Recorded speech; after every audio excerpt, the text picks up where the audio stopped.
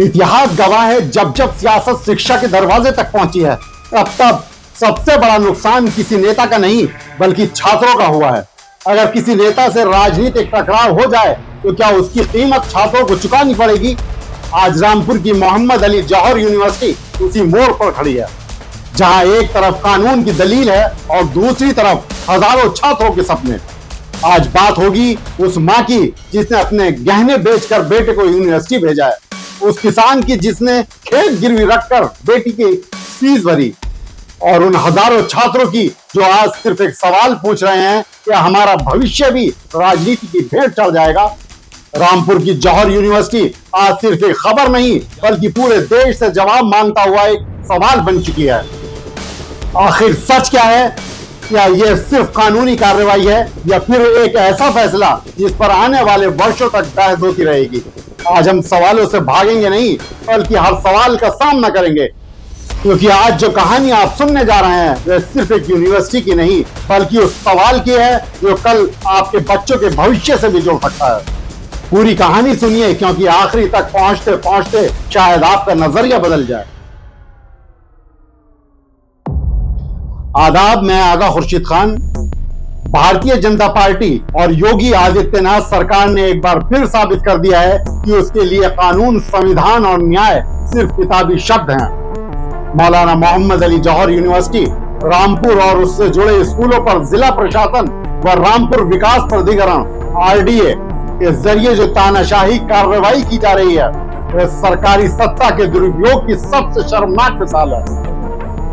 यह कोई प्रशासनिक कार्रवाई नहीं बल्कि सोची समझी राजनीतिक बदले की साजिश है, जिसका मकसद सिर्फ और सिर्फ आजम खान पर बदले की भावना से कार्रवाई करना। आजम खान पर कई मुकदमे हैं, उन मामलों का फैसला अदालत करेगी, लेकिन अदालत और कानून जिस निष्कर्ष पर पहुंचे उससे अलग एक मानवीय सवाल हमेशा रहेगा। क्या किसी भी विवाद का सबसे बड़ा नुकसान छात्रों को उठाना चाहिए?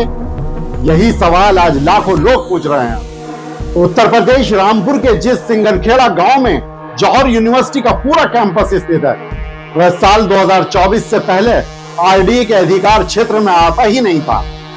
उस वक्त के नियमों और तत्कालीन सक्षम प्राधिकारियों के मुताबिक सभी नक्शे पूरी तरह वैध और पास हैं, लेकिन प्रशासन इन कानूनी दस्तावेजों को मानने से इनकार कर रहा है।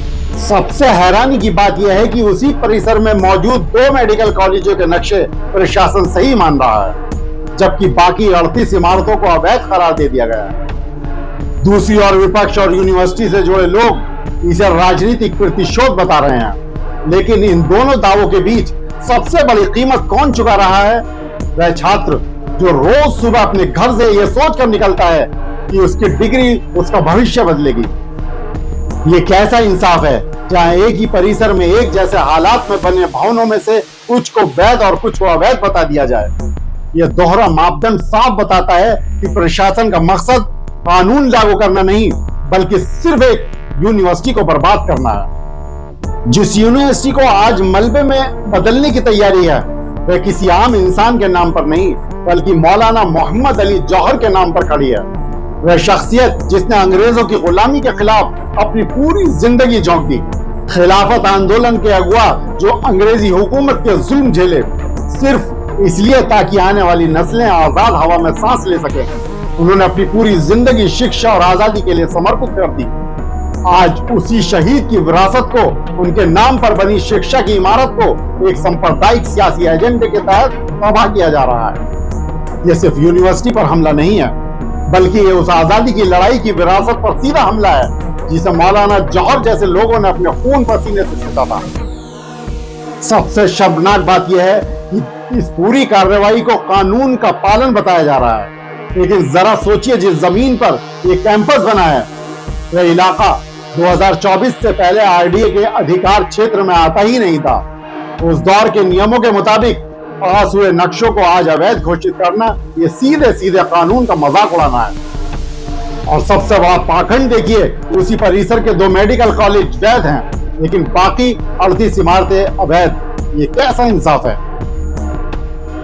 रामपुर के पूर्व लोकसभा प्रत्याशी आसिम रजा ने मीडिया को बताया कि नोटिस मिलने के चंद घंटों के भीतर ही परिसर में कैंप लगाकर छात्रों की जबरन काउंसलिंग शुरू कर दी गई। यानी डरा धमकाकर उन्हें भगाने की कोशिश की जा रही है। अब सवाल खड़ा होता है कि आखिर किस बात की जल्दबाजी है कि सरकार ने नोटिस और दिए गए समय से पहले ही शासन को सक्रिय कर दिया है।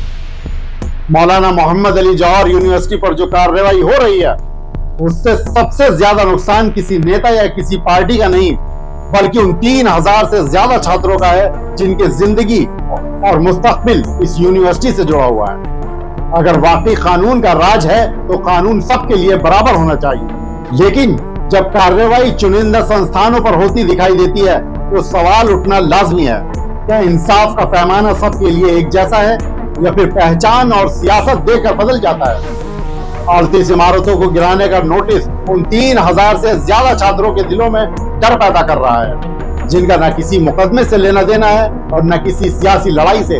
उनका कसूर सिर्फ इतना है कि वे पढ़ना चाहते हैं, अपने माँ बाप का सहारा बनना चाहते हैं और अपने मुल्क के लिए कुछ करना चाहते हैं। मौलाना मोहम्मद अली जौहर यूनिवर्सिटी गरीब, मुस्लिम, दलित, पिछड़े और हर उस परिवार के बच्चों के लिए उम्मीद का एक बड़ा मरकज बनी जिनके लिए अच्छी तालीम हासिल करना आसान नहीं था। यहाँ हजारों बच्चों के हाथों में किताब और कलम दी गई। यही वजह है कि आज इस यूनिवर्सिटी पर हो रही कार्रवाई को लेकर देश भर में सवाल उठ रहे हैं। आरएसएस और बीजेपी अक्सर शिक्षा और विकास की बातें करते हैं, लेकिन जब किसी तालीमी इदारे पर संकट आता है तो सबसे पहले छात्रों का भविष्य खतरे में पड़ जाता है। अगर कानून का राज है तो कानून सबके लिए बराबर होना चाहिए, लेकिन जब कार्रवाई चुनिंदा संस्थानों पर होती दिखाई देती है तो सवाल उठना स्वाभाविक है। अगर आज हम चुप रहे तो कल किसी और यूनिवर्सिटी की बारी हो सकती है। आज जौहर यूनिवर्सिटी है, कल कोई और तालीमी इदारा भी निशाने पर हो सकता है। इसलिए यह सिर्फ एक यूनिवर्सिटी की लड़ाई नहीं बल्कि तालीम, इंसाफ और छात्रों के भविष्य की लड़ाई है। इतिहास गवाह है, इमारतें टूटने के बाद फिर बन जाती हैं, लेकिन जब एक नौजवान का भरोसा टूटता है तो उसे दोबारा खड़ा होने में बरसों लग जाते हैं। इसलिए आज आवाज किसी एक व्यक्ति, किसी एक दल या किसी एक यूनिवर्सिटी के लिए नहीं उठनी चाहिए।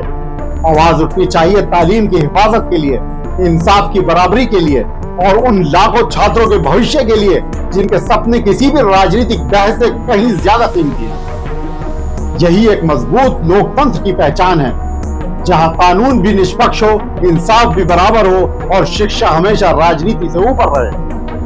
अगर आपको भी लगता है कि तालीम को हर हाल में बचाया जाना चाहिए तो अपनी राय कमेंट्स में जरूर लिखिए, वीडियो को शेयर कीजिए, क्योंकि कभी कभी एक आवाज ही बदलाव की शुरुआत बन जाती है। दोस्तों, अब मुझे इजाजत दीजिए, मिलते हैं अगली वीडियो में। आप देखते रहें मुस्लिम टुडे, आपकी अपनी आवाज। शुक्रिया।